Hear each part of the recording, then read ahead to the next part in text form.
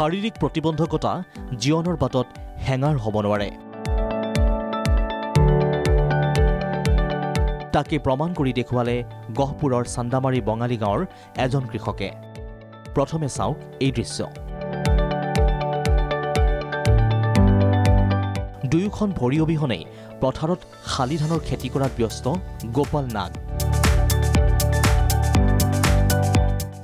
কোৰ মৰা, power tiller চলোৱা, কঠীয়া সিঁচা সকলো কাম কৰে গোপালে। লেচেৰা বেঙেনা খেতি কৰিও স্বাৱলম্বী গোপাল। নিজৰ চাহ বাগানখনতে ব্যস্ত থাকি আত্মসন্তুষ্টি লাভ কৰে গোপালে। 2014 চনৰ গুৱাহাটীৰ যোৰাবাটত এক পথ দুৰ্ঘটনাত হেৰুৱাবলগীয়া হৈছিল দুয়োখন ভৰি। মই 2014 চনত এজন লগৰীয়াক লগ কৰিবলৈ যোৰাবাটত গৈছিলোঁ। সেই সময়ত তেওঁক লগ কৰি পেলাই যেতিয়া বাছ ষ্টেণ্ড ফালে যাওঁতে এখন বাহনে পিছফালেদি খুন্দিয়াৰ ফলত এই দুৰ্ঘটনা ঘটে। 5 বাৰকৈ অস্ত্ৰোপচাৰ কৰিও নহল সফল। অৱশেষত ভৰি দুখন নোহোৱাকৈয়ে আত্মবিশ্বাস আৰু দুৰ্বাৰ সাহসৰ বলত কৰি গৈছে কৃষিকাৰ্য। গোপালে জিলা ভিত্তিৰ লগতে মহকুমা ভিত্তিত কৃষক সন্মান লাভ কৰিবলৈও সক্ষম হৈছে। ধৰক শালি খেতিৰ সময় এই দুবাৰমান হাল মাৰিলোঁ পথাৰত, ধৰক কঠীয়াও পৰা হ'ল আৰু লগতে মোৰ শাক পাচলিৰ খেতিও যথেষ্টখিনি আগবাঢ়িছে। এতিয়া ফল দিব ধৰিছে, তো কিছু পৰিমাণে মই বিক্ৰী কৰিব সক্ষম হৈছোঁ। আৰু এতিয়া এই আপোনালোকে দেখিছে যে পথাৰত এই 3 নম্বৰ চাষ মাৰিবৰ কাৰণে মই নিজে পাৱাৰ টিলাৰ লৈ পথাৰত নামিছোঁ। আনফালে এই দৃশ্যই সকলোৰে দৃষ্টি আকৰ্ষণ কৰিছে।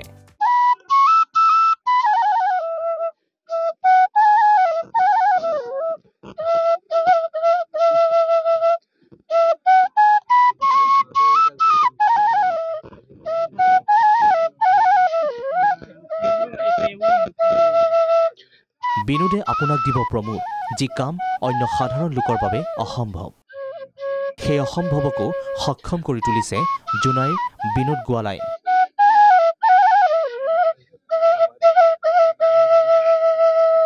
নাকেৰে বাঁহী বজাই শলাগ বুটলিছে তেওঁ।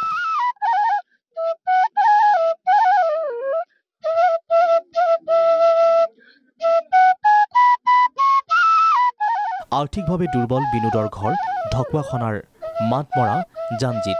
সৰুৰে পৰা তেওঁ নাক আৰু মুখেৰে বাঁহী বজোৱাৰ উপৰিও বজাব পাৰে টোকাৰী, হাৰমনিয়াম। উল্লেখ্য যে ভিন্ন জনগোষ্ঠীৰ সমান্তৰালভাৱে হিন্দী গীততো বাঁহীৰ সুৰ দি শ্ৰোতা দৰ্শকক দিয়ে আনন্দ।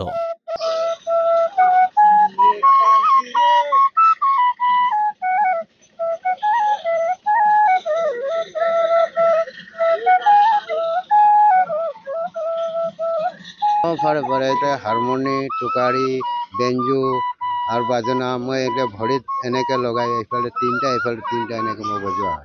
আগতে বজাইছিলোঁ। এইটো এতিয়া আমি এৰি দিলোঁ, বহুত বছৰ হৈ গ'ল। এতিয়া টোকাৰী গান বি হ'ব, হিন্দী গান বি হ'ব, চব যিকণ নেপালী হওক, মিৰি হওক, কছাৰী হওক, দেউৰী হওক, আদিবাসী হওক, যি গান। গোপাল আৰু বিনোদৰ কৰ্মৰাজিয়ে আন বহু লোকৰ বাবে হৈ পৰিছে এতিয়া আদৰ্শ। গহপুৰৰ পৰা ৰাজীৱ বৰা আৰু জোনাইৰ পৰা প্ৰাঞ্জিত দলে ৰিপৰ্ট, প্ৰাগ নিউজ।